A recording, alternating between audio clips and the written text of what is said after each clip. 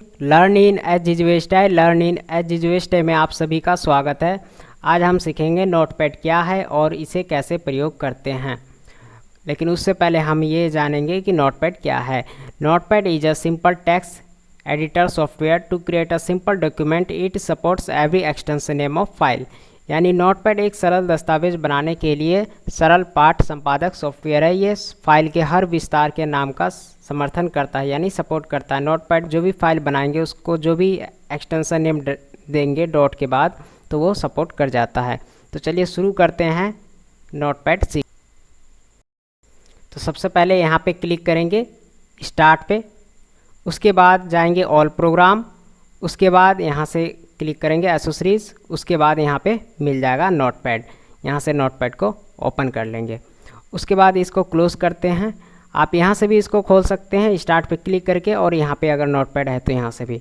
उसके बाद इसका रन कमांड जानते हैं। रन कमांड यानी कीबोर्ड से विंडो की के साथ आर प्रेस कीजिए, उसके बाद यहाँ टाइप करना है नोटपैड NOTEPAD नोटपैड, उसके बाद एंटर प्रेस कीजिए तो ये नोटपैड खुल के आ जाएगा। उसके बाद यहाँ से इसको मैक्सिमाइज कर लेते हैं। नोटपैड में आज हम जानेंगे इन सब के बारे में, और इसका शॉर्टकट की भी जान लेते हैं कि नोटपैड का शॉर्टकट की कैसे बनाएंगे। तो यहाँ पे क्लिक करेंगे स्टार्ट पे और जाएंगे यहाँ पे राइट क्लिक करना है नोटपैड पे, और उसके बाद यहाँ प्रॉपर्टीज़ में जाना है और यहाँ से शॉर्टकट की बना सकते हैं। जैसे ऑल्ट, यहाँ ऑल्ट भी ले सकते हैं, शिफ्ट भी ले सकते हैं, या कंट्रोल ले सकते हैं। यानी कि दो तो स्पेशल की होगा और एक अल्फ़ाबेट में से लेके यहाँ अप्लाई और ओके करना है, और फिर वो की प्रेस करेंगे तो नोटपैड खुल के आ जाएगी, जैसे हमने MS पेंट में सीखा था। उसके बाद यहाँ पे क्लिक करते हैं, नोटपैड ओपन करते हैं।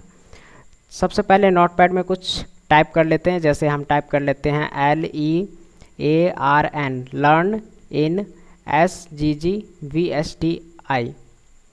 इसको टाइप करने के बाद कंट्रोल A किया हमने।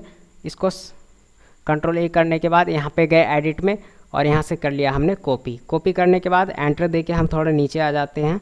उसके बाद एडिट में गए और यहाँ से कर दिया हमने पेस्ट, तो ये पेस्ट हो गया। उसके बाद फिर एंटर किया हमने और फिर यहाँ से कर दिया पेस्ट। उसके बाद इस दोनों को सेलेक्ट करके हम यहाँ पे गए और यहाँ से कर दिया कट, यानी कंट्रोल X, तो कट हो गया। उसके बाद यहाँ पे दिया हुआ है फाइंड। फाइंड के लिए क्या है, जैसे हमने बहुत सारा एक डॉक्यूमेंट बना रखा है, बहुत उसमें टाइपिंग कर रखी है हमने, तो फाइंड करना है उसमें से कुछ वर्ड। जैसे हमें फाइंड करना है कि यहाँ पे इन कहाँ पे है, ठीक है। तो फाइंड नेक्स्ट करेंगे तो ये क्या कह रहा है, कैन नॉट फाइंड। क्यों? क्योंकि यहाँ पे डाउन में टिक लगा है। इसको ऊपर टिक लगा देते हैं कि एरो जो है वो डाउन से अप की तरफ बढ़े। उसके बाद करना है फाइंड नेक्स्ट, तो ये फाइंड आ गया। तो इसी तरह से फाइंड कर सकते हैं।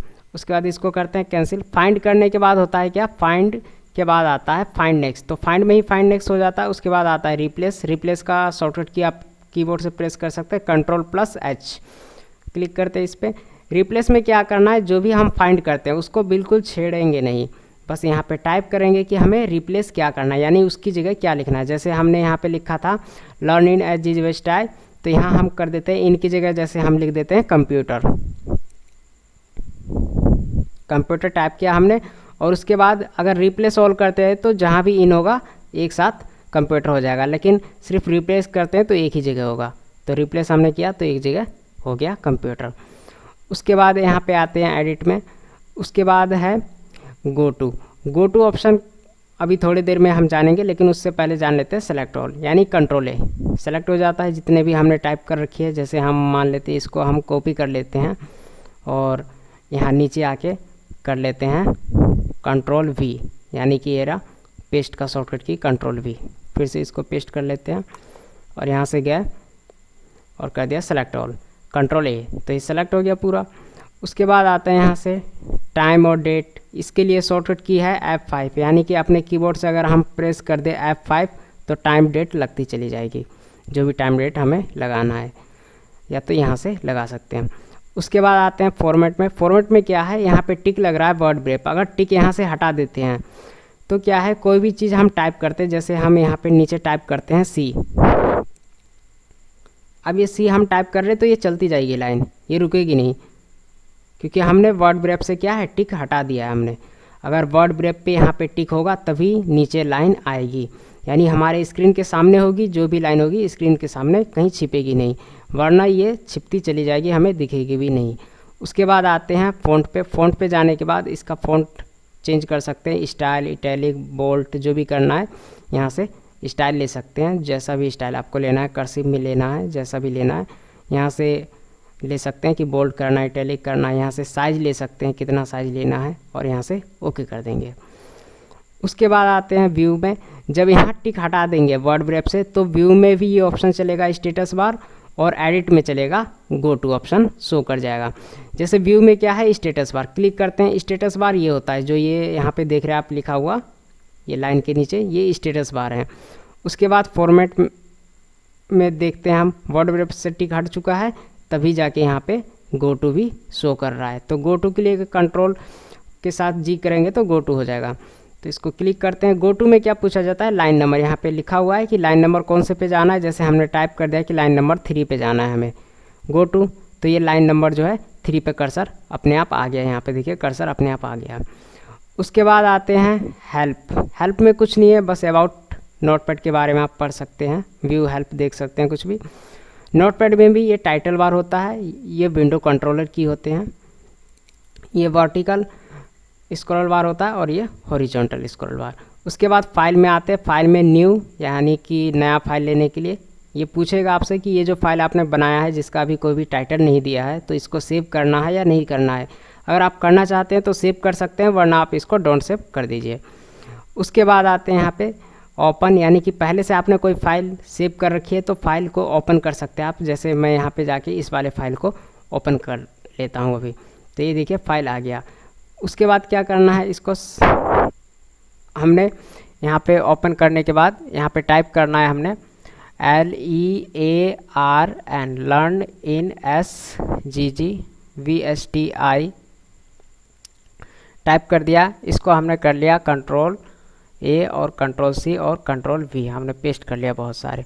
उसके बाद जाके आप करना है क्या, फाइल को सेव करना है। सेव करने के लिए सेव पे गए, यहाँ डेस्कटॉप पे क्लिक कर दिया और यहाँ से फाइल का नाम दे दिया।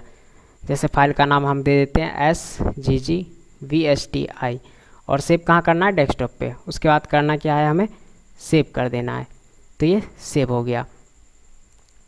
नोटपैड में क्या होता है, कोई भी चीज़ नोट करते हैं। जैसे मान लीजिए आपको किसी ने फ़ोन पे किसी चीज़ का एड्रेस बताया, तो आप कोई बड़ी सॉफ्टवेयर तो ओपन करेंगे नहीं, तो आप क्या कर सकते हैं कि तुरंत नोट करने के लिए नोटपैड ओपन करेंगे और उसमें नोट कर लेंगे। ये नॉर्मल नोट करने के लिए ही होता है नोटपैड, कोई भी चीज़, ठीक है।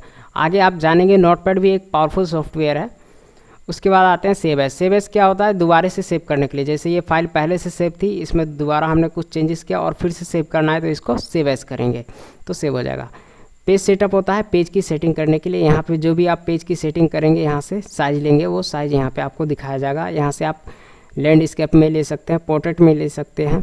पोर्ट्रेट होता है लंबा, लैंडस्केप होता है चौड़ा। ये 2 साइज होते हैं पेज के, जो कि ओरिएंटेशन के नाम से दिया जाता है हर चीज़ में। उसके बाद यहाँ से ओके कर देते हैं पेज की सेटिंग को, और फिर जाते हैं फाइल पे। यहाँ से प्रिंट के लिए है Ctrl+P।